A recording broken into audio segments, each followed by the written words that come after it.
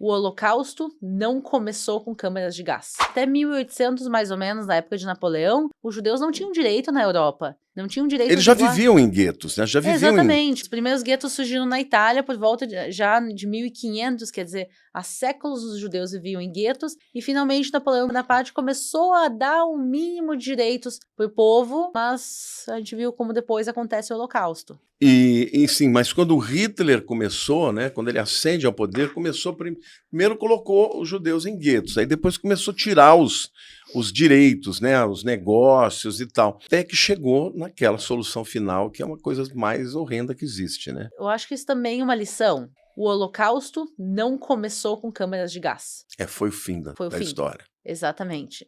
A história do Holocausto a gente pode contar que ela começou antes até, ela começou na Primeira Guerra Mundial, com o genocídio armênio. Sim, Os turcos dos mataram, turcos, né?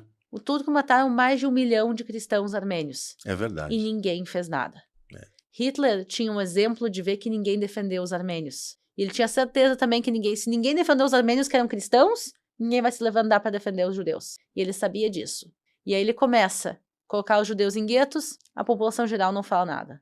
Ele vai tirando os direitos e vai, começam a matar. E assim foi evoluindo e chegou na câmara de gás. Chegou na câmara de gás é porque ninguém fez nada, desde a época da Primeira Guerra Mundial até o início das câmaras de gás nos anos 40, porque o mundo estava em silêncio. E quando termina, né, a Segunda Guerra, o mundo ficou tão assombrado, né, com o que aconteceu.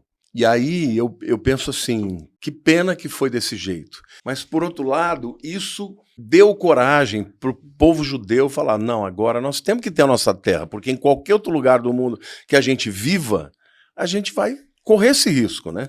Então nós precisamos ter a nossa terra. E até tentaram fazer uma solução, né, dar uma terra, acho que foi em Angola.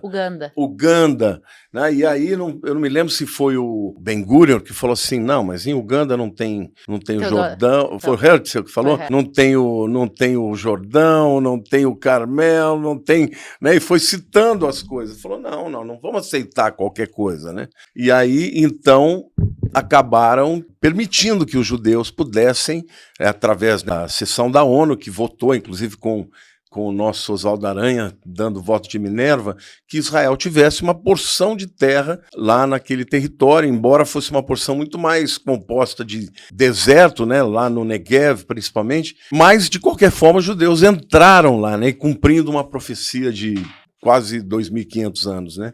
Mas o que acontece? O movimento sionista anterior à Segunda Guerra Mundial. Sim, muito anterior, né? Desde a metade... foi o Herzl que começou, exatamente, né? O Herzl no final do século XIX, quer dizer, final de 1800, os judeus já pediam para emigrar para Israel. Os judeus tentavam criar o seu Estado e não era permitido. Os britânicos, antes da Segunda Guerra Mundial, criaram os livros brancos, que proibiam a imigração, limitavam extremamente a imigração judaica. Porque eles entraram em 1917 lá, né? Com o final do domínio turco-otomano. Exatamente. Os turco-otomanos não permitiam a imigração judaica, ou limitavam muito. Depois os britânicos também limitaram muito. Quer dizer, os judeus tentaram voltar, e os britânicos e os ingleses não deixavam, e o mundo também não fazia nada contra. E aí aconteceu o Holocausto. Se os britânicos tivessem deixado os judeus entrarem de volta na sua terra, quando eles quiseram... Os navios aportavam, chegavam nos países e os países mandavam embora. Eles tinham que voltar para trás. Exatamente, quer dizer,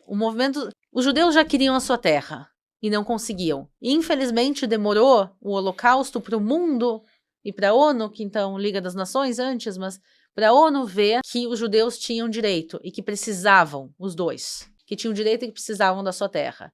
E, infelizmente, teve que acontecer o Holocausto.